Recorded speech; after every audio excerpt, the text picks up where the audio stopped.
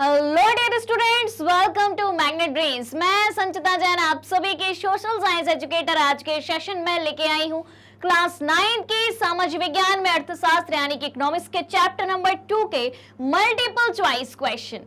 आज हम करने वाले हैं इस चैप्टर के 30 मल्टीपल चॉइस क्वेश्चन। तो जल्दी से रेडी हो जाइए क्योंकि आज आपका फेवरेट सेशन आ चुका है। तो शुरू करने से पहले आप सभी से रिक्वेस्ट है कि जल्दी से जल्दी और ज्यादा से ज्यादा आज के सेशन को आप सभी लाइक कर दें, शेयर कर दें, साथ ही साथ चैनल को सब्सक्राइब भी कर दें क्योंकि मैग्नेट ब्रेन्स प्रोवाइड कराता है आपको क्लास 6 से लेकर क्लास 12 तक के सारे courses free of cost, high quality education के साथ, फुल्ली ऑर्गेनाइज कंप्लीट कोर्स के साथ। जी हाँ, हम आपके लिए कई सारे टॉप कोर्सेज हिंदी और इंग्लिश दोनों में प्रोवाइड कराते हैं। सीबीएसई बोर्ड के साथ साथ MP board, UP board, Bihar board, Delhi board, Rajasthan board के सिलेबस को भी कंप्लीट कराया जाता है। कई सारे स्पेशल कोर्सेज भी हैं, वैदिक maths crash course, spoken English और इतने सारे कोर्सेज आपको एकदम फ्री ऑफ कॉस्ट प्रोवाइड कराए जा रहे हैं। अगर आपको ई बुक्स और नोट्स की भी आवश्यकता है, वीडियो के डिस्क्रिप्शन में उसकी लिंक दी है, जल्दी से जाइए वहां से सारी जानकारी प्राप्त कर लीजिए। तो इतनी सारी अच्छी बातों के साथ और आपके लाइक शेयर के साथ शुरू करते हैं आज का ये session multiple choice question economics chapter number 2 संसाधन के रूप में लोग। अब करना कैसे है, आंसर आपको देना है कमेंट बॉक्स में। जितने भी क्वेश्चन यहाँ से पूछे जाएंगे सारे आंसर कमेंट बॉक्स में आने चाहिए। साथ ही साथ एक और काम करना है। कौन सा काम करना है? फटाफट से एक पेपर उठा लीजिए, सभी 1 से लेके 30 तक की नंबरिंग कर लीजिए और जो भी आपको आंसर सही लगता है, 4 ऑप्शन आएंगे आपके पास A, B, C, D। इन चारों में से जो भी आंसर आपको सही लगता है उस क्वेश्चन नंबर के सामने आपको लिखते जाना है। और क्या करना है, साइड में सही आंसर भी लिखना है। आपका आंसर भी सही होगा लेकिन यहाँ से जो आंसर बताया जाएगा आपको साइड में वो आंसर भी लिखते जाना है आपको। ऑलराइट, फिर उसके बाद जैसे ही 30 क्वेश्चन कंप्लीट हो जाते हैं तो आपको क्या करना है, मुझे बता देना है कि 30 में से आपके कितने क्वेश्चन सही हैं। कमेंट बॉक्स में बताना है, ईमानदारी से बताना है। चलिए तो शुरू किया जाए पहले क्वेश्चन से। क्या कहता है पहला सवाल? पहला सवाल कहता है ग्रामीण क्षेत्र में कौन सी बेरोजगारी पाई जाती है। हमने 2 प्रकार की बेरोजगारी पढ़ी थी, ग्रामीण बेरोजगारी और शहरी बेरोजगारी। फिर ग्रामीण और शहरी बेरोजगारी के भी अलग अलग प्रकार हमने पढ़े थे। तो ग्रामीण बेरोजगारी, ग्रामीण क्षेत्र में कौन सी बेरोजगारी पाई जाती है? मौसमी बेरोजगारी, प्रच्छन्न बेरोजगारी, उपरोक्त दोनों, या फिर ऑप्शन डी ऐच्छिक बेरोजगारी। बता दीजिए जल्दी से, क्या लगता है आपको? सही आंसर कमेंट बॉक्स में आपको बताना है और साथ ही साथ अपने पेपर पर भी लिखना है कि आपका आंसर क्या होगा। ऑलराइट, दिमाग लगा लिया, ग्रामीण क्षेत्र की बात हो रही है, देखा जाए आंसर। चलिए देखते हैं और इसका सही आंसर बनता है ऑप्शन सी, उपरोक्त दोनों। ग्रामीण क्षेत्र में कौन सी बेरोजगारी पाई जाती है? मौसमी बेरोजगारी और प्रच्छन्न बेरोजगारी। अब आप कहेंगे ये मौसमी बेरोजगारी और प्रच्छन्न बेरोजगारी होती क्या है? चलिए समझ लेते हैं इसको भी। तो सबसे पहले हम बात करें मौसमी बेरोजगारी की। तो मौसमी बेरोजगारी जो है ग्रामीण क्षेत्रों में कृषि क्षेत्र में ही देखी जाती है क्योंकि ग्रामीण अर्थव्यवस्था का मुख्य आधार क्या होता है? कृषि ही होती है।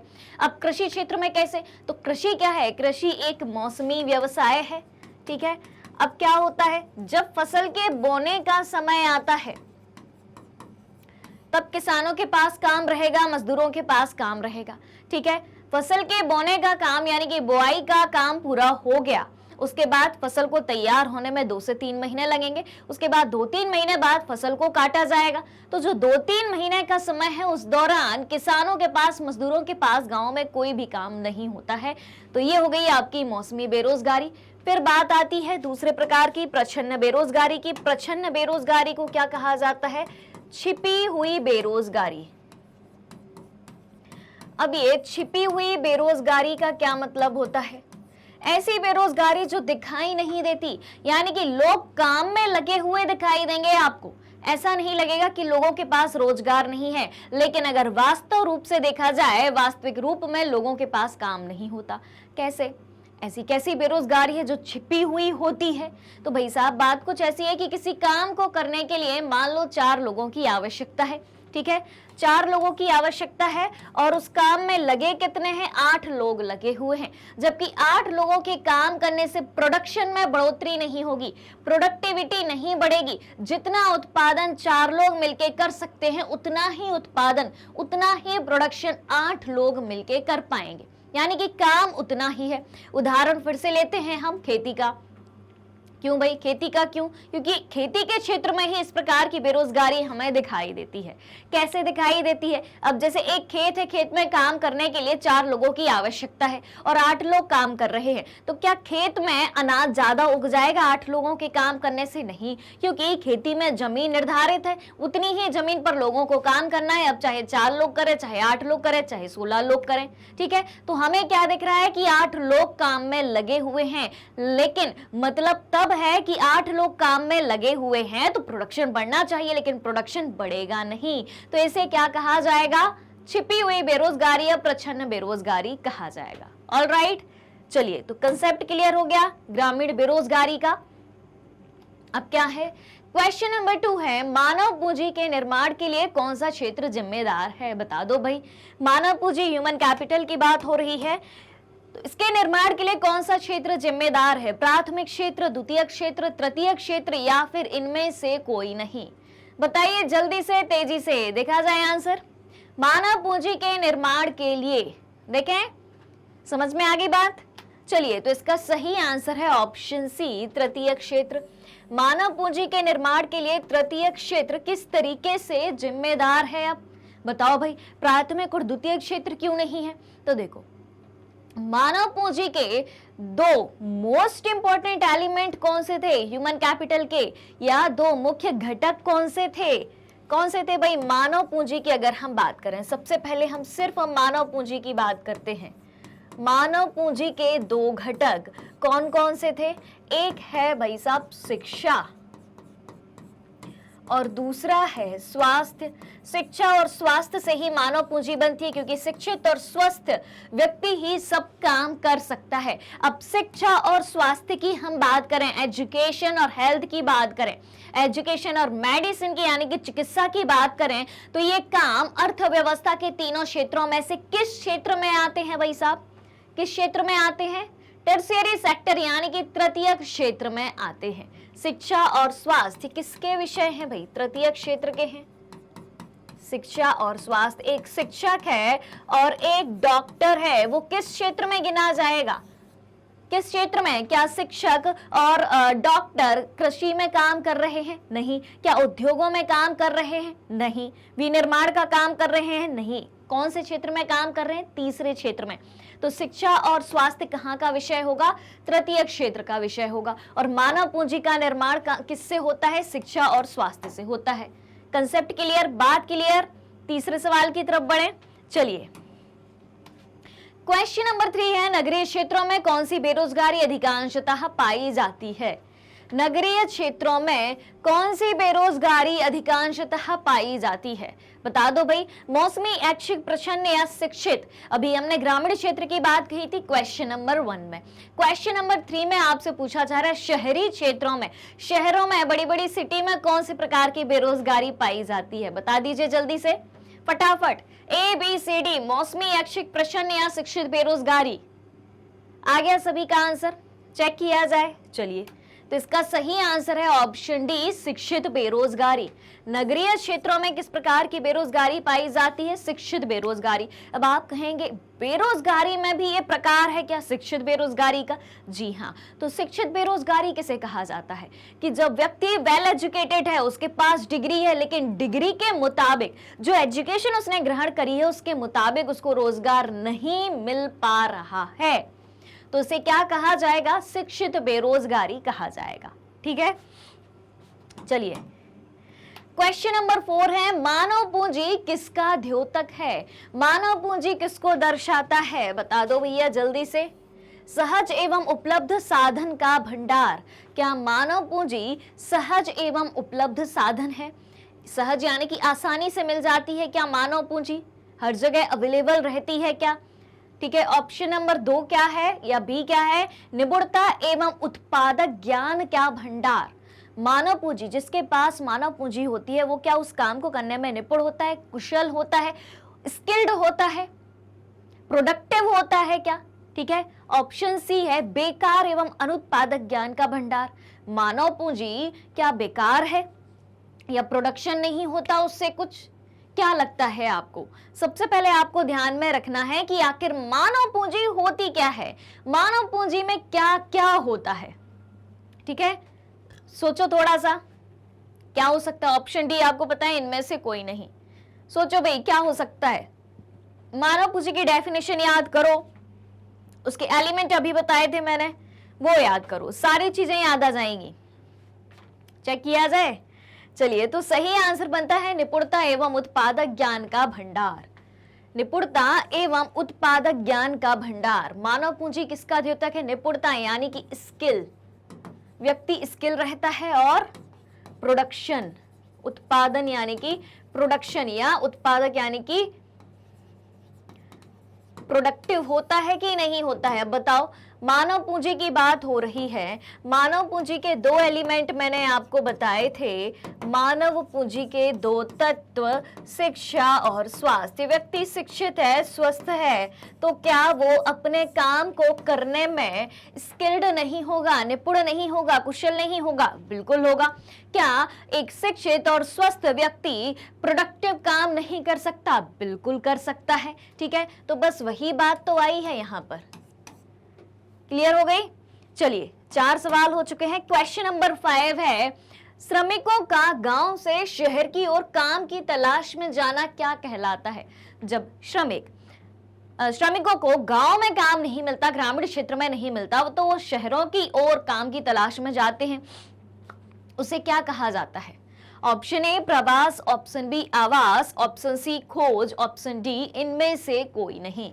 श्रमिकों का गांव से शहर की ओर काम की तलाश में जाना क्या कहलाता है? प्रवास, आवास, खोज, या फिर इनमें से कोई नहीं? चेक किया जाए। चलिए देख लेते हैं। तो इसका सही आंसर है ऑप्शन ए प्रवास। प्रवास का मतलब क्या होता है? एक तरह से यात्रा। ठीक है, जब व्यक्ति गांव से शहर की ओर काम की तलाश में जा रहा है तो उसे क्या कहा जाएगा? प्रवास। ऑलराइट, चलिए क्वेश्चन नंबर 6 है, साक्षरता दर माप है। लिटरेसी रेट किसकी माप है? भौतिक पूंजी की, मानव पूंजी की, वित्तीय पूंजी की, या फिर प्राकृतिक पूंजी की? बता दें जल्दी से, साक्षरता दर की बात हो रही है यहां पर। लिटरेसी रेट किसकी माप है? किसको माप सकती है? लिटरेसी, साक्षरता, भौतिक पूंजी को, मानव पूंजी को, वित्तीय पूंजी को, या फिर प्राकृतिक पूंजी को? देखा जाए। चलिए, तो इसका सही आंसर बनता है मानव पूंजी, ह्यूमन कैपिटल। सीधी सी बात है, क्योंकि साक्षरता का मतलब क्या है भाई? साक्षरता का मतलब है सीधा सीधा एजुकेशन। एजुकेशन किसका एलिमेंट है? शिक्षा किसका घटक है? मानव पूंजी का घटक है। सीधी सी बात है। ठीक है, चलिए क्वेश्चन नंबर 7 है, देश की उत्पादन क्षमता में वृद्धि किसके निवेश से होती है? अगर देश की प्रोडक्टिविटी बढ़ानी है, देश की प्रोडक्शन की कैपेसिटी बढ़ानी है, तो कैसे बढ़ सकती है? किसका इन्वेस्टमेंट करने से बढ़ सकती है? हमें क्या निवेश करना पड़ेगा, क्या इन्वेस्टमेंट करना पड़ेगा जिससे हमारे देश की प्रोडक्टिविटी बढ़े, उत्पादन क्षमता बढ़े? भूमि में, भौतिक पूंजी में, मानव पूंजी में, या फिर उपरोक्त सभी में? बताइए जल्दी से। उत्पादन क्षमता में वृद्धि करनी है, निवेश क्या करना होगा? किसमें निवेश करना होगा? किसमें इन्वेस्टमेंट करना होगा? बताइए जल्दी। भूमि में, भौतिक पूंजी में, मानव पूंजी में, या फिर सभी में? देखा जाए। चलिए, तो क्वेश्चन नंबर 7 का सही आंसर बनता है ऑप्शन डी, उपरोक्त सभी। कैसे? अब सब कुछ में कैसे इन्वेस्ट करना है? सुन लो भाई, आपको कोई मान लो कि आपको स्कूल खोलना है, ठीक है, स्कूल खोलना है या फिर कोई कारखाना खोलना है, कुछ भी, तो सबसे पहले किसकी जरूरत पड़ती है? आपको एक भूमि की जरूरत पड़ती है, उस पर आप बिल्डिंग को बनाएंगे। ठीक है, जब वो चीज खुलेगी, चाहे आपको स्कूल खोलना हो, कारखाना खोलना हो, दुकान खोलना हो, कुछ भी आपको खोलना हो, क्या चाहिए आपको? भूमि चाहिए। ठीक है, इन्वेस्टमेंट करना होगा, कर दिया। भौतिक पूंजी, भौतिक पूंजी में क्या क्या आता था बताइएगा जरा, कमेंट करके बताइए भौतिक पूंजी में कौन सी दो बातें आती थी। देखो ये भी मैंने बता दिया कि दो बातें आती हैं। भौतिक पूंजी दो प्रकार की होती है, कौन कौन सी होती है बताइए जल्दी से।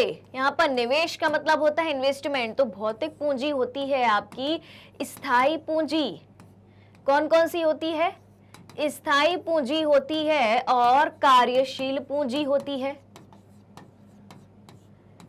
कार्यशील पूंजी, तो स्थायी पूंजी, स्थायी पूंजी में क्या आता है बता दो जल्दी से। स्थायी पूंजी में क्या आता है, भूमि आती है, भवन आता है, मशीन आती है, हथियार आते हैं, औजार आते हैं। ठीक है, क्लियर है। अब ये चीजें स्थायी पूंजी में क्यों गिनी जाती हैं बताओ भाई, स्टेबल कैपिटल में क्यों गिनी जाती है? क्योंकि एक बार आपने इनको खरीद लिया, ये कभी खत्म नहीं होंगे। आप जिस घर में रह रहे हो वो घर आपने खरीदा, तो क्या एक बार रहने पर वो घर खत्म हो जाएगा? नहीं होगा। वो बात अलग है कि भूकंप आ जाए तब आपका घर खत्म हो सकता है, लेकिन है तो स्थायी पूंजी, वो जमीन तो स्थायी पूंजी है। ठीक है, अब कार्यशील पूंजी में कौन कौन सी बातें आती हैं? कार्यशील पूंजी में दो बातें आती हैं। एक तो आता है आपका कच्चा माल, कच्चा माल यानी कि रॉ मटेरियल, और दूसरा क्या आता है आपका जल्दी बताओ, नगद पैसे। ठीक है, नगदी या कैश मनी। क्लियर है बात। अब ये कार्यशील पूंजी क्यों है? आपने रॉ मटेरियल खरीदा, कच्चा माल खरीदा आपने, ठीक है, तो वो कच्चा माल खत्म हो जाएगा जब वो एक प्रोडक्शन में बदल जाएगा। ठीक है, जब उसका प्रोडक्शन हो जाएगा और एक प्रोडक्ट में बदल जाएगा, एक नया उत्पाद बन जाएगा, तो क्या होगा, वो खत्म हो जाएगा। जैसे कि गन्ने से शक्कर बनाते हैं, शक्कर बनाने का कारखाना है, गन्ने को लाया गया, गन्ने से शक्कर बन गई, गन्ना खत्म, शक्कर को खा लिया, शक्कर खत्म, अब फिर से शक्कर चाहिए, शक्कर बनाने के लिए गन्ना चाहिए, तो यानी कि लगातार ये प्रोसेस जारी है, इसलिए इसको कार्यशील पूंजी कहा गया। नगद पैसा, आपके पास जो पैसा है उससे आपने सामान खरीद लिया, वो सामान आ गया, आपने यूज कर लिया, पैसा खत्म, सामान खत्म, फिर से पैसा चाहिए, तो ये क्या है, कार्यशील पूंजी है।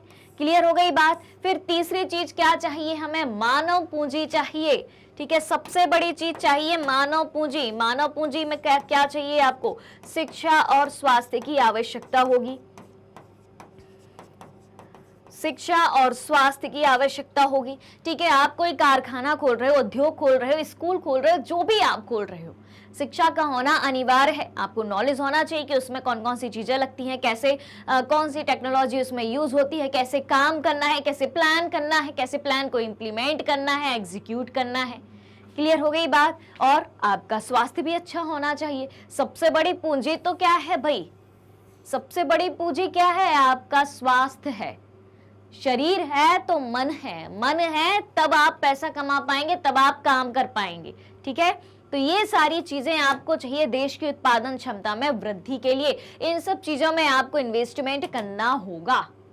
ऑलराइट, चलिए क्वेश्चन नंबर 8 है, ग्रामीण क्षेत्रों में कितने प्रकार की बेरोजगारी पाई जाती है बताइए।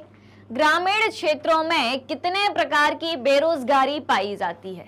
देखा जाए 3, 2, 4 या इनमें से कोई नहीं, इनमें से कोई नहीं होगा तो कितने प्रकार की होगी? मान लो ऑप्शन डी सही होता है, इनमें से कोई नहीं तो कितने प्रकार की है भाई? 3 हो गया, 2 हो गया, 4 हो गया, बचा क्या 1, 5। देखा जाए तो इसका सही आंसर है ऑप्शन बी 2। ग्रामीण क्षेत्रों में कितने प्रकार की बेरोजगारी पाई जाती है? 2 प्रकार की। कौन कौन सी बेरोजगारी पाई जाती है? एक तो मौसमी बेरोजगारी पाई जाती है और एक पाई जाती है आपकी प्रच्छन्न बेरोजगारी। ऑलराइट, इसको मैंने डिस्क्राइब करके इसके पहले के क्वेश्चन में, यानी कि 4-5 क्वेश्चन पहले इसको डिटेल में मैंने समझा दिया है। आ जाइए क्वेश्चन नंबर 9, भारतीय अर्थव्यवस्था में कौन सा क्षेत्र सबसे अधिक श्रमिकों को समाहित किए हुए है? भारतीय अर्थव्यवस्था के 3 क्षेत्र, प्राथमिक, द्वितीयक और तृतीयक। ऐसा कौन सा क्षेत्र है जो सबसे अधिक श्रमिकों को समाहित किए हुए है? तृतीयक क्षेत्र, द्वितीयक क्षेत्र, बैंकिंग, कृषि। बताइए जल्दी से कौन सा क्षेत्र है? भारतीय अर्थव्यवस्था का कौन सा क्षेत्र सबसे अधिक श्रमिकों को समाहित किए हुए, ऐसा कौन सा क्षेत्र है जहां सबसे अधिक श्रमिक काम करते हैं? देखा जाए तो इसका सही आंसर है ऑप्शन डी, कृषि क्षेत्र। कृषि क्षेत्र यानी कि प्राथमिक क्षेत्र। ऑलराइट, क्लियर कहानी। अगली बात, 10वां क्वेश्चन, निम्नांकित में से कौन से कारक जनसंख्या की गुणवत्ता को बढ़ाते हैं? संसाधन के रूप में लोग चैप्टर का टाइटल है, यानी कि उस देश की जनसंख्या एक रिसोर्स के रूप में कैसे काम कर सकती है, वही बात पूछी है कि कौन से कारक जनसंख्या की गुणवत्ता को बढ़ाते हैं, उस देश की पॉपुलेशन की क्वालिटी को बढ़ाते हैं। बता दो जल्दी से। साक्षरता दर यानी कि लिटरेसी रेट, लोगों का स्वास्थ्य यानी कि हेल्थ ऑफ पीपल, कौशल निर्माण या फिर इनमें से सभी। बताइए जल्दी से, जल्दी जल्दी जल्दी। क्वेश्चन नंबर 10, निम्नांकित में से कौन से कारक जनसंख्या की गुणवत्ता को बढ़ाते हैं? साक्षरता दर, लोगों का स्वास्थ्य, कौशल निर्माण, इनमें से सभी। पहुंच गए आंसर की तरफ? सभी का आंसर आ गया? आ गया सभी का आंसर? चलिए, तो आंसर को बताने से पहले एक बार ये चेक कर लो कि लाइक शेयर बराबर से हो रहा है कि नहीं हो रहा है। सबसे इंपॉर्टेंट है लाइक होना, शेयर होना। ठीक है, अगर नहीं किया है अभी तो तेजी से लाइक शेयर कर दीजिए। ऑलराइट, और आंसर देते जाना है, पेपर में भी लिखते जाना है। चलिए, तो कौन सा कारक जनसंख्या की गुणवत्ता को बढ़ाता है? इनमें से सभी। साक्षरता दर बिल्कुल जरूरी है, लोगों का स्वास्थ्य भी जरूरी है, कौशल निर्माण भी जरूरी है, ये सभी मिलकर जनसंख्या की गुणवत्ता को बढ़ाते हैं। आप देखो, जनसंख्या की गुणवत्ता यानी कि पॉजिटिव बात पूछी गई है।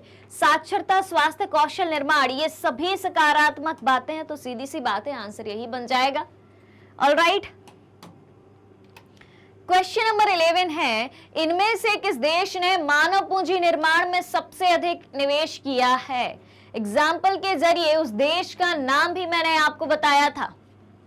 बता दीजिए जल्दी से, ऐसा कौन सा देश है जिसने मानव पूंजी निर्माण में सबसे अधिक इन्वेस्टमेंट किया है या निवेश किया है? ऑप्शन है जापान, पाकिस्तान, नेपाल, भारत। बताओ जल्दी से, क्या लगता है आपको? ABCD, जापान ने किया है कि भारत ने किया है कि पाकिस्तान ने? जल्दी, या फिर नेपाल ने? देखें, आ गया आंसर, ध्यान आ गई कहानी पूरी। चलिए, तो आंसर बनता है इसका जापान। क्या बनता है? जापान। ऑलराइट, इनमें से किस देश ने मानव पूंजी निर्माण में सबसे अधिक निवेश किया है? जापान ने। अब सुनो कहानी जापान की। तो जापान की कहानी ऐसी है भाई साहब, इनके पास कोई भी प्राकृतिक संसाधन नहीं है।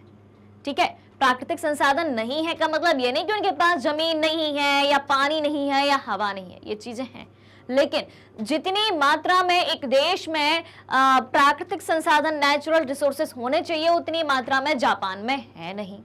ठीक है, अब लेकिन हम बात करें जापान की अर्थव्यवस्था की।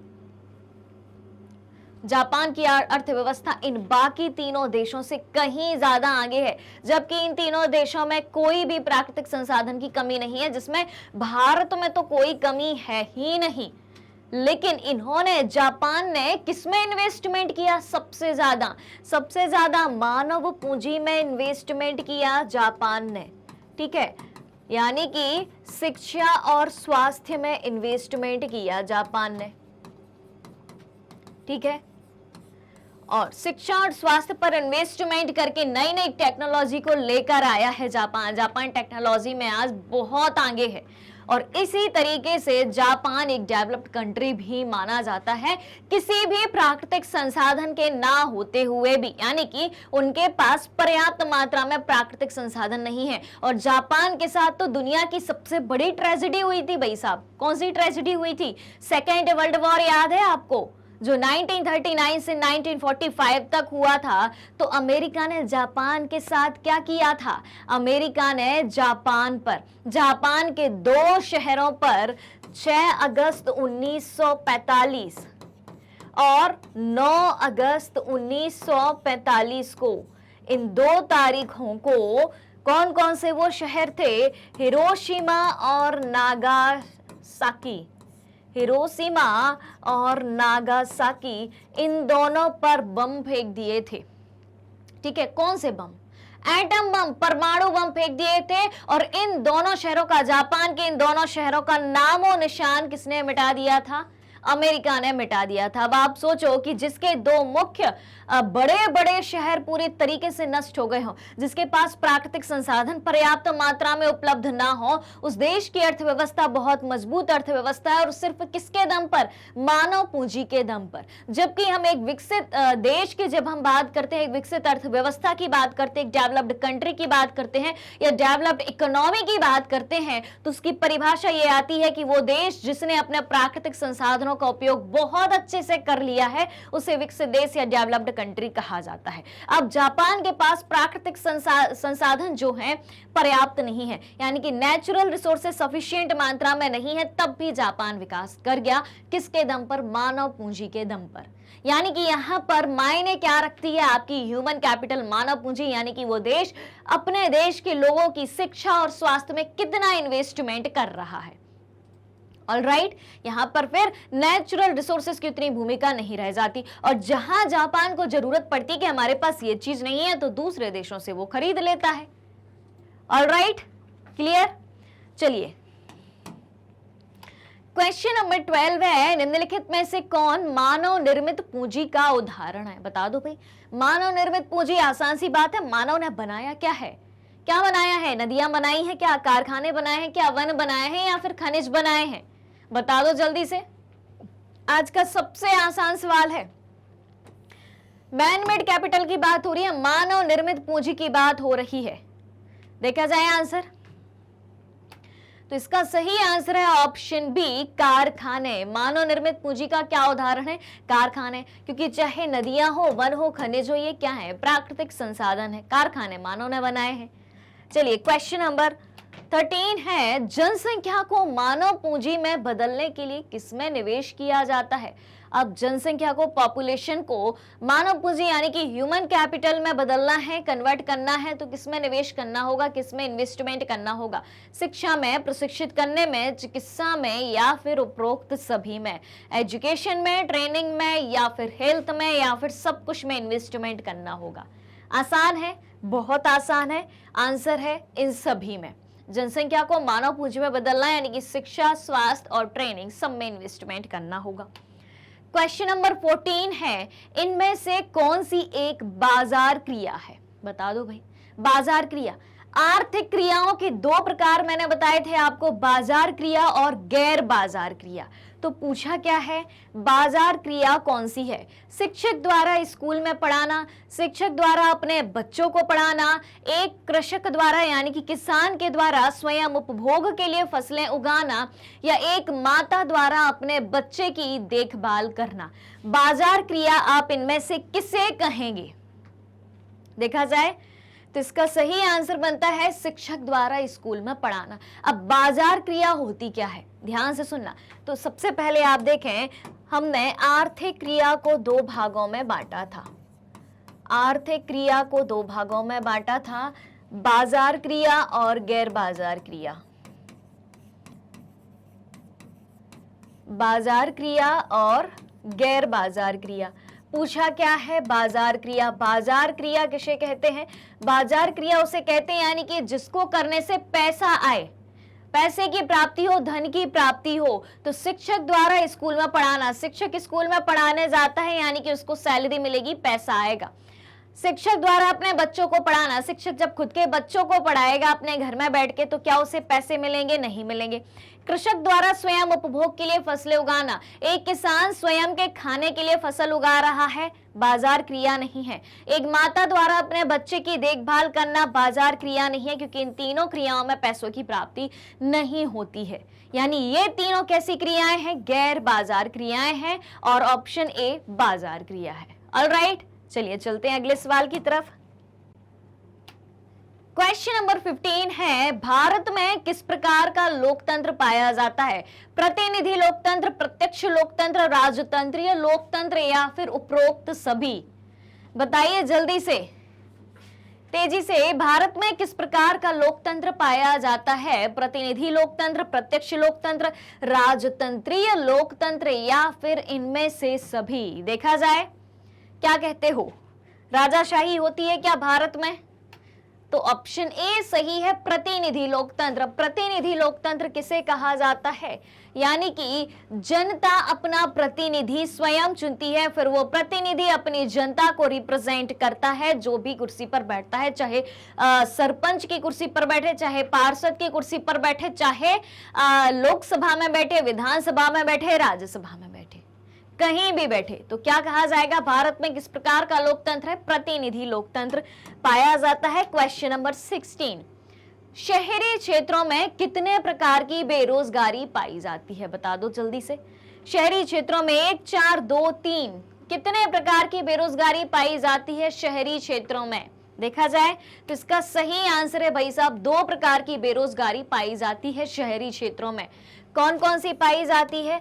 एक तो है आपकी शिक्षित बेरोजगारी, शिक्षित बेरोजगारी, और दूसरी है आपकी औद्योगिक बेरोजगारी। शिक्षित बेरोजगारी और औद्योगिक बेरोजगारी। अब शिक्षित बेरोजगारी क्या होती है? व्यक्ति को शिक्षित होते हुए भी काम ना मिल पाना, जो शिक्षा उसने ग्रहण करी हो शिक्षा के मुताबिक उसे काम ना मिल पाना, यानी कि शिक्षित बेरोजगारी। एक बात हो गई। फिर बात आती है औद्योगिक बेरोजगारी की। औद्योगिक बेरोजगारी क्या होती है? अब जैसे हम उद्योगों की बात करें, उद्योगों में क्या क्या प्रयोग में लाया जाता है? मशीनें, ध्यान से सुनिएगा, मशीन, तकनीक, कई सारी चीजें प्रयोग में लाई जाती हैं। ठीक है, अब देखो सुनना ध्यान से, मशीन और तकनीक का उपयोग सभी को करना नहीं आता है। ठीक है, तो जिनको मशीनों और तकनीक यानी कि टेक्नोलॉजी का प्रयोग करना नहीं आएगा, वो व्यक्ति कैसे काम कर पाएंगे उद्योगों में? बेरोजगार रह जाएंगे। ऑलराइट, एक और बात सुनना। दूसरी बात यह है कि जहां मशीन और टेक्नोलॉजी आई है, ठीक है, मशीन और टेक्नोलॉजी के आने से लोगों के काम करने का स्थान किसने ले लिया? मशीन ने ले लिया। जहां किसी काम को करने के लिए 100 व्यक्तियों की आवश्यकता होती थी, अब वही काम एक मशीन करने लगी है, यानी कि एक मशीन 100 लोगों का रोजगार खा गई। क्लियर? तो ये क्या हुई? औद्योगिक बेरोजगारी। Alright, clear? चलिए, क्वेश्चन नंबर 17 है, राष्ट्रीय ग्रामीण रोजगार गारंटी अधिनियम नरेगा का उद्देश्य क्या है? बताओ भाई जल्दी से। राष्ट्रीय ग्रामीण रोजगार गारंटी अधिनियम नरेगा का उद्देश्य क्या है, जिसे अब हम मनरेगा के नाम से जानते हैं, महात्मा गांधी राष्ट्रीय ग्रामीण रोजगार गारंटी अधिनियम। तो ऑप्शन ए है औद्योगिक विकास को बढ़ावा देना, ग्रामीण क्षेत्रों में रोजगार के अवसर उपलब्ध कराना, कृषि उत्पादकता में सुधार करना, प्राकृतिक संसाधनों का संरक्षण करना। क्या लगता है? ए, बी, सी, डी। देखा जाए तो इसका सही आंसर बनता है भाई साहब, ग्रामीण क्षेत्रों में रोजगार के अवसर उपलब्ध कराना राष्ट्रीय ग्रामीण रोजगार गारंटी अधिनियम यानी कि नरेगा का उद्देश्य है। चलिए अगली कहानी पे। राष्ट्रीय आय क्या है? ऑप्शन ए, यह सकल घरेलू खरीद है। ऑप्शन बी, यह सकल घरेलू उत्पाद है। ऑप्शन सी, यह देश में उत्पादित सभी वस्तुओं व सेवाओं का जोड़ है, या फिर इनमें से कोई नहीं। राष्ट्रीय आय क्या है? बता दो जल्दी से। यह सकल घरेलू खरीद है, सकल घरेलू उत्पाद है, यह एक देश में उत्पादित सभी वस्तुओं व सेवाओं का जोड़ है, या फिर इनमें से कोई नहीं। जल्दी बताना है, तेजी से बताना है। देखा जाए, चलिए तो इसका सही आंसर बनता है भाई साहब, ये एक देश में उत्पादित सभी वस्तुओं व सेवाओं का जोड़ है। यह एक देश में उत्पादित सभी वस्तुओं व सेवाओं का जोड़ है। क्या? National income.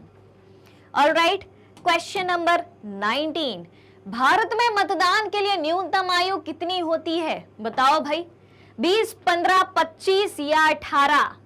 वोट देने के लिए मिनिमम एज कितनी होती है? बताओ। न्यूनतम आयु की बात पूछी गई, यानी कि मिनिमम एज कितनी होती है। मैक्सिमम का कोई रोल नहीं होता, मिनिमम एज का होता है। तो बता दो जल्दी से, 20, 15, 25 या 18? बताओ जल्दी से। आप किस क्लास में हो? 9th क्लास में हो। वोट देने का राइट अभी तो हुआ नहीं होगा, है ना? देखा जाए आंसर, तो सही आंसर बनता है भाई सब 18 साल। 18 साल या उससे अधिक आयु का व्यक्ति वयस्क नागरिक कहलाता है, जिसे सार्वभौमिक वयस्क मताधिकार प्राप्त होता है। ऑलराइट, क्लियर है? तो 18 साल का व्यक्ति अपने देश की सरकार चुनने का अधिकार रखता है। चलिए क्वेश्चन नंबर 20, निम्नलिखित में से कौन सा कारक मानव पूंजी निर्माण को प्रभावित नहीं करता? क्या पूछा है? इनमें से कौन सा कारक मानव पूंजी निर्माण को प्रभावित नहीं करता है? ऑप्शन ए है शिक्षा और स्वास्थ्य सुविधाएं, ऑप्शन बी है सरकारी नीतियां, ऑप्शन सी है सांस्कृतिक और सामाजिक कारक, ऑप्शन डी है उपरोक्त में से कोई नहीं। बता दीजिए जल्दी से, निम्नलिखित में से कौन सा कारक मानव पूंजी निर्माण को प्रभावित नहीं करता? शिक्षा और स्वास्थ्य, सरकारी नीतियां, सांस्कृतिक और सामाजिक कारक, या फिर उपरोक्त में से कोई नहीं। देखा जाए तो इसका सही आंसर बनता है उपरोक्त में से कोई नहीं। ठीक है, पूछा क्या था? निम्नलिखित में से कौन सा कारक मानव पूंजी निर्माण को प्रभावित नहीं करता? तो भाई मानव पूंजी कैसे बनती है? शिक्षा और स्वास्थ्य से बनती है, सरकारी नीतियों से भी बनती है, सांस्कृतिक और सामाजिक कारकों से भी बनती है। सरकार शिक्षा के क्षेत्र में, स्वास्थ्य के क्षेत्र में विभिन्न प्रकार की योजनाएं बनाती है, रोजगार के क्षेत्र में योजनाएं बनाती है, लोगों का विकास करने के लिए योजना बनाती है, यानी कि मानव का विकास करने के लिए योजना बनाती है। ठीक है, तो ये बातें हो गई। सांस्कृतिक और सामाजिक कारक भी इसके लिए जिम्मेदार होते हैं कि उस जगह का समाज कैसा है, समाज के तत्व क्या क्या हैं, क्या समाज विकास की ओर अग्रसर है, समाज में सारी बातें सकारात्मक दिखाई दे रही हैं कि नहीं, सभी व्यक्ति अपनी संस्कृति का पालन कर रहे हैं या नहीं, सभी व्यक्तियों को अपनी संस्कृति यानी कि कल्चर के अनुसार जीने की आजादी है या नहीं। तो ये सारी चीजें मानव पूंजी निर्माण को प्रभावित करती हैं। कौन सी नहीं करती? उपरोक्त में से कोई नहीं। सीधी बात, मानव पूंजी का निर्माण इन सबसे होता है। ऑलराइट, क्वेश्चन नंबर 21 है, किसी देश की जनसंख्या के बारे में निम्नलिखित में से कौन सा कथन सत्य है? सही कथन बताना है, ट्रू स्टेटमेंट आपको बताना है। ऑप्शन ए है अधिक जनसंख्या हमेशा आर्थिक विकास की ओर ले जाती है क्या? बताओ भाई सही है या नहीं। ऑप्शन बी, जनसंख्या वृद्धि अर्थव्यवस्था पर बोझ नहीं होती है, क्या ये सही है?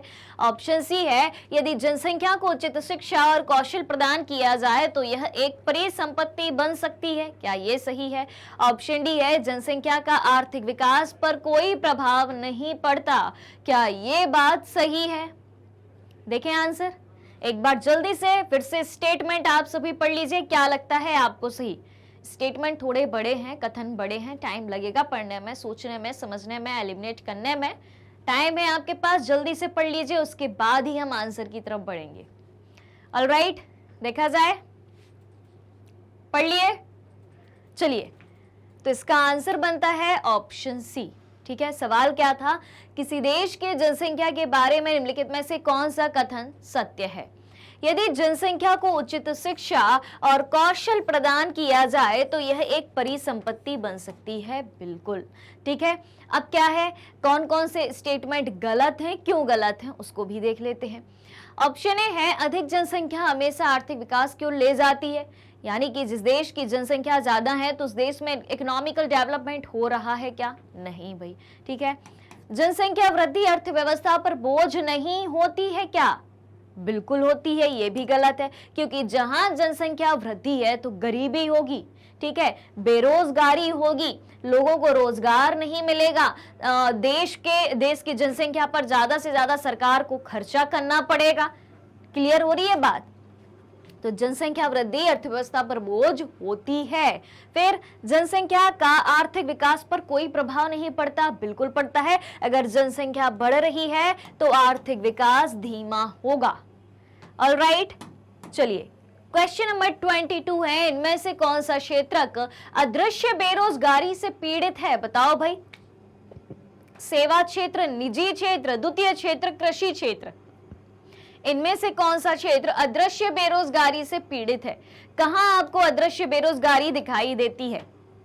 सेवा क्षेत्र में, निजी क्षेत्र में, द्वितीय क्षेत्र में या कृषि क्षेत्र में? देखें, चलिए, तो इसका सही आंसर बनता है भाई साहब कृषि क्षेत्र में। कौन सा क्षेत्र अदृश्य बेरोजगारी से पीड़ित है? कृषि क्षेत्र। क्योंकि कृषि क्षेत्र में क्या होता है? अदृश्य बेरोजगारी यानी कि प्रच्छन्न बेरोजगारी, छिपी हुई बेरोजगारी। अदृश्य बेरोजगारी को और क्या कहा जाता है? प्रच्छन्न बेरोजगारी।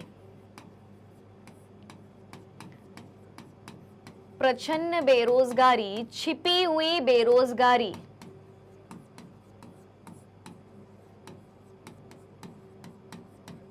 ऑलराइट, यानी कि जहां 4 व्यक्तियों की आवश्यकता है काम करने के लिए, लेकिन काम में कितने व्यक्ति लगे हुए हैं? 8 व्यक्ति लगे हुए हैं, जबकि प्रोडक्शन उतना ही होगा चाहे 4 व्यक्ति करें चाहे 8 व्यक्ति करें। तो हमें देखने में ऐसा लगता है कि व्यक्ति रोजगार में लगे हुए हैं, लेकिन उन्हें पर्याप्त रोजगार नहीं मिल रहा है, इसलिए इसे अदृश्य बेरोजगारी, प्रच्छन्न बेरोजगारी या छिपी हुई बेरोजगारी के नाम से भी जाना जाता है। क्वेश्चन नंबर 23, कौशल निर्माण एक प्रक्रिया है जो केवल स्कूलों और कॉलेजों में होता है। कौशल निर्माण क्या सिर्फ स्कूल और कॉलेज में होता है? ऑप्शन बी, बिना किसी प्रयास के स्वाभाविक रूप से घटित होता है। क्या कौशल विकास के लिए कोई प्रयास नहीं करना पड़ता? प्रशिक्षण और अभ्यास की आवश्यकता होती है। कौशल विकास के लिए शिक्षा के माध्यम से नहीं बढ़ाया जा सकता। बताओ भाई, देखा जाए। चलिए, तो कौशल विकास के लिए प्रशिक्षण और अभ्यास की आवश्यकता होती है। अब अलग अलग ऑप्शन देखें। केवल स्कूलों और कॉलेजों में होता है, ऐसा नहीं है भाई, ठीक है। अगर स्कूल और कॉलेज में व्यावसायिक शिक्षा नहीं दी जा रही है, ऐसी शिक्षा नहीं दी जा रही कि जिसके बलबूते पर व्यक्ति काम कर सके बाद में, तो वो कौशल निर्माण नहीं है। बिना किसी प्रयास के स्वाभाविक रूप से घटित होता है, कुछ नहीं करना पड़ता कौशल निर्माण के लिए। बिल्कुल गलत बात है कि आपने कुछ नहीं किया और आपके पास काम करने की स्किल आ गई और आप काम करके पैसा कमाने लगे, ऐसा तो होगा नहीं। प्रशिक्षण और अभ्यास की आवश्यकता होती है, बिल्कुल ट्रेनिंग की आवश्यकता होती है, प्रैक्टिस की आवश्यकता होती है। शिक्षा के माध्यम से नहीं बढ़ाया जा सकता, बिल्कुल बढ़ाया जा सकता है, यानी कि ये बात भी गलत है। क्वेश्चन नंबर 24 है, निम्नलिखित में से मानव संसाधन विकास का घटक नहीं माना जाता। बताओ भाई, ह्यूमन रिसोर्स डेवलपमेंट का एलिमेंट किसे नहीं माना जाता है? ऑप्शन ए है शिक्षा और कौशल विकास, ऑप्शन बी है स्वास्थ्य एवं खुशहाली, ऑप्शन सी है सामाजिक और सांस्कृतिक कारक, ऑप्शन डी है वित्तीय संसाधनों की उपलब्धता। बताइए, निम्नलिखित में से मानव संसाधन विकास का घटक किसे नहीं माना जाता है? शिक्षा और कौशल विकास को, स्वास्थ्य एवं खुशहाली को, सामाजिक और सांस्कृतिक कारक को, वित्तीय संसाधनों की उपलब्धता को। देखा जाए, चलिए, तो इसका सही आंसर बनता है वित्तीय संसाधनों की उपलब्धता को, यानी कि कौशल विकास के मानव संसाधन विकास के लिए क्या चाहिए? शिक्षा और कौशल विकास चाहिए, स्वास्थ्य एवं खुशहाली चाहिए, सामाजिक और सांस्कृतिक कारक चाहिए, ये सबसे पहले चाहिए। मानव संसाधन विकास का घटक जो है वित्तीय संसाधनों को नहीं माना जाता। ऑलराइट, क्योंकि मुख्य रूप से माना जाता है शिक्षा और स्वास्थ्य को। अब क्या है, किसी कार्य को करने के लिए 5 व्यक्ति चाहिए, पर उस कार्य को करने में 7 व्यक्ति लगे हुए हैं। कौन सी बेरोजगारी है? बहुत आसान सा सवाल है, अभी बताया था। बता दीजिए, मौसमी, ऐच्छिक, अदृश्य या फिर शिक्षित? बताएं जल्दी से। किसी काम को करने के लिए 5 व्यक्ति चाहिए और लगे 7 हैं, तो ये किस प्रकार की बेरोजगारी है? मौसमी, ऐच्छिक, अदृश्य या शिक्षित? देखा जाए तो इसका सही आंसर है भाई साहब अदृश्य बेरोजगारी, जो दिखाई नहीं देती। मौसमी क्या होती है? मौसमी बेरोजगारी कृषि क्षेत्र में पाई जाती है। किस प्रकार से? यानी कि किसान को जब कृषि का मौसम रहेगा तब काम करने का अवसर रहेगा, बाकी के टाइम नहीं रहेगा। ऐच्छिक बेरोजगारी क्या होती है? अगर व्यक्ति खुद की इच्छा से ही काम नहीं करना चाहता, बेरोजगार बैठना चाहता है, तो वो ऐच्छिक बेरोजगारी हो गई। शिक्षित बेरोजगारी क्या हुई? यानी कि शिक्षित होते हुए भी व्यक्ति को काम ना मिले तो उसे कहा जाएगा शिक्षित बेरोजगारी। क्वेश्चन नंबर 26 है, भारत में सबसे बड़ा नियोक्ता क्षेत्र कौन सा है? नियोक्ता का अर्थ क्या होता है? नियोक्ता यानी कि सबसे ज्यादा रोजगार किस क्षेत्र में है? सबसे ज्यादा रोजगार किस क्षेत्र में है?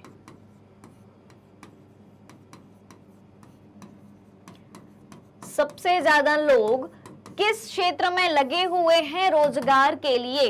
प्राथमिक में, द्वितीयक में, तृतीयक में या उपरोक्त में से कोई नहीं। यानी कि इनमें से कौन सा क्षेत्र है जिसमें सबसे ज्यादा लोगों को रोजगार प्राप्त होता है? वो क्षेत्र जो ज्यादा से ज्यादा लोगों को काम में लगाए हुए हैं या उस क्षेत्र में लोग काम में लगे हुए हैं। प्राइमरी, सेकेंडरी या टर्शियरी, कौन सा है? देखा जाए चलिए, तो इसका सही आंसर बनता है भाई साहब टर्शियरी सेक्टर, तृतीय क्षेत्र, सेवा क्षेत्र। सेवा क्षेत्र में सबसे ज्यादा लोगों को रोजगार वर्तमान समय में मिल रहा है। ठीक है, चलिए, प्राथमिक क्षेत्र में क्या आता है? कृषि क्षेत्र। लेकिन कृषि क्षेत्र में भारत की जनसंख्या लगे भली है कृषि में, लेकिन उतना रोजगार प्राप्त नहीं होता है उससे। सबसे ज्यादा रोजगार देने वाला क्षेत्र कौन सा है? सेवा क्षेत्र, तृतीय क्षेत्र। प्रतिभा पलायन शब्द का तात्पर्य बताइए। प्रतिभा पलायन, इस शब्द का मतलब बताओ। कुशल व्यक्तियों का एक देश से दूसरे देश में आवागमन। ऑप्शन बी, अकुशल श्रमिकों का शहरी क्षेत्रों की ओर पलायन। ऑप्शन सी है असंवहनीय प्रथाओं के कारण प्राकृतिक संसाधनों की हानि। जनसंख्या में साक्षरता दर में गिरावट। किसे कहेंगे प्रतिभा पलायन? देखा जाए, चलिए तो देखते हैं। प्रतिभा पलायन शब्द का तात्पर्य है कुशल व्यक्तियों का एक देश से दूसरे देश में आवागमन। पलायन शब्द का अर्थ क्या होता है? सबसे पहले तो यही बात आती है। पलायन शब्द का अर्थ है व्यक्तियों का एक देश से दूसरे देश में जाना, या एक जगह से दूसरी जगह जाना। कैसे जाना? काम की तलाश में जाना। ठीक है, वो जगह छोड़ के चले जाना, तो ये क्या है? पलायन। अब इसके आगे एक शब्द जुड़ गया, प्रतिभा पलायन, यानी कि जिस व्यक्ति के पास किसी काम को करने की प्रतिभा है, कौशल है, स्किल है, वो व्यक्ति कहीं दूसरी जगह चला जाए काम करने के लिए, तो उसे क्या कहेंगे? प्रतिभा पलायन। और जब एक देश का व्यक्ति दूसरे देश में चला जाता है काम करने के लिए, तो यानी हमारे देश से प्रतिभा दूसरे देश में चली गई है। ठीक है, प्रतिभा यहाँ पर किसी लड़की का नाम नहीं है। ठीक है, प्रतिभा पलायन का अर्थ क्या है? कि कुशल व्यक्तियों का एक देश से दूसरे देश में आवागमन कहलाता है। ऑलराइट, क्वेश्चन नंबर 28 है, सन 2000 में शिशु मृत्यु दर कितनी थी? चाइल्ड डेथ रेशियो कितना था सन 2000 में? 60, 50, 75 या 65? सबसे पहली बात तो ये आती है कि शिशु मृत्यु दर क्या होती है। ठीक है, आंसर बता दीजिए, उसके बाद अपन समझेंगे कि शिशु मृत्यु दर क्या होती है। देखा जाए तो इसका सही आंसर है 75 थी। अब शिशु मृत्यु दर होती क्या है, समझना ध्यान से। ठीक है, 0 से 1 वर्ष के बच्चों को लिया जाता है। ठीक है, एक बात, प्रति वर्ष में, प्रति वर्ष, और 1000 बच्चों में से 3 बातें याद रखनी है आपको। ठीक है, ये 3 बातें याद रखनी है, यहां से पूरी परिभाषा बन जाती है शिशु मृत्यु दर की। ठीक है, तो सुनना ध्यान से। प्रतिवर्ष 1000 बच्चों में से 0 से 1 साल तक के जितने भी बच्चे हैं, 0 से 1 साल तक के बच्चे प्रतिवर्ष, उनमें से यानी कि 1000 बच्चों में से प्रतिवर्ष 0 से 1 साल तक के बच्चों की, अगर कितने बच्चों की 1000 बच्चों में से मृत्यु हो रही है तो उसे कहा जाता है शिशु मृत्यु दर। 0 से 1 साल तक के बच्चे, ठीक है, तो प्रति 1000 में से प्रतिवर्ष 0 से 1 साल तक के बच्चों में से कितने बच्चों की डेथ हो रही है उसे कहा जाता है शिशु मृत्यु दर। एज निर्धारित है 0 से 1 तक, याद रखना। ऑलराइट, चलिए अब निम्नलिखित में से कौन मानव पूंजी में निवेश का उदाहरण है? ठीक है, मानव पूंजी में निवेश का उदाहरण क्या है? मानव पूंजी में इन्वेस्टमेंट का क्या उदाहरण है? एक नया शॉपिंग मॉल बनाना। क्या एक नया शॉपिंग मॉल बना दिया तो मानव पूंजी में इन्वेस्टमेंट कर दिया? ऑप्शन बी, राजमार्ग का निर्माण कर दिया, राजमार्ग बना दिया तो यानी कि नेशनल हाईवे या स्टेट हाईवे बना दिया, तो क्या उससे मानव पूंजी में आप इन्वेस्टमेंट समझोगे? ऑप्शन सी है निःशुल्क स्वास्थ्य सेवाएं प्रदान करना। यदि उस जगह के लोगों को फ्री में स्वास्थ्य सुविधाएं प्रदान की जा रही हैं तो क्या उसे मानव पूंजी में इन्वेस्टमेंट समझेंगे? ऑप्शन डी है प्राकृतिक भंडार से तेल निकालना, इसे कहेंगे ह्यूमन कैपिटल में इन्वेस्टमेंट। देखा जाए, देख लो भाई ध्यान से ऑप्शन सारे देखें। चलिए, तो इसका सही आंसर है निःशुल्क स्वास्थ्य सेवाएं उपलब्ध कराना। मानव पूंजी की बात आती है तो सबसे पहले दो फैक्टर आते हैं, एक शिक्षा और एक स्वास्थ्य। ठीक है, किसी भी एरिया में शॉपिंग मॉल बना देने से आप मानव पूंजी में इन्वेस्टमेंट नहीं कर रहे हैं। राजमार्ग का निर्माण करने से मानव पूंजी में इन्वेस्टमेंट नहीं हो रहा है। प्राकृतिक भंडार से तेल निकाला जा रहा है तो वो मानव पूंजी में इन्वेस्टमेंट नहीं है। लेकिन अगर आप कहीं स्वास्थ्य सुविधाएं वो भी फ्री में आप उपलब्ध करा रहे हैं तो वो ह्यूमन कैपिटल में इन्वेस्टमेंट है। 29 क्वेश्चन हो चुके हैं, लास्ट क्वेश्चन बचा है। क्वेश्चन नंबर 30 है आपके सामने। मानव संसाधन विकास में शिक्षा की क्या भूमिका है? बताइए जरा। मानव संसाधन विकास में शिक्षा की भूमिका। ऑप्शन ए, यह उत्पादकता और नवाचार को बढ़ाता है, इससे प्राकृतिक संसाधन नष्ट हो जाते हैं। ऑप्शन सी है, इससे बेरोजगारी की दर बढ़ जाती है। ऑप्शन डी है, यह आर्थिक विकास में बाधा डालता है। बताइए जल्दी से, शिक्षा की भूमिका। देखें, बहुत आसान सवाल है, आंसर भी बहुत आसान है, बस ध्यान से ऑप्शन को पढ़ना है, देखना है कौन सा ऑप्शन क्या कहता है, कौन सा सेंटेंस क्या कहता है।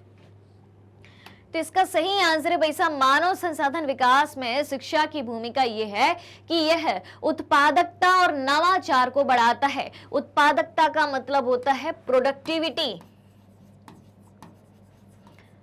ठीक है, व्यक्ति सीखा हुआ है, शिक्षित है, उसकी प्रोडक्टिविटी अच्छी होगी।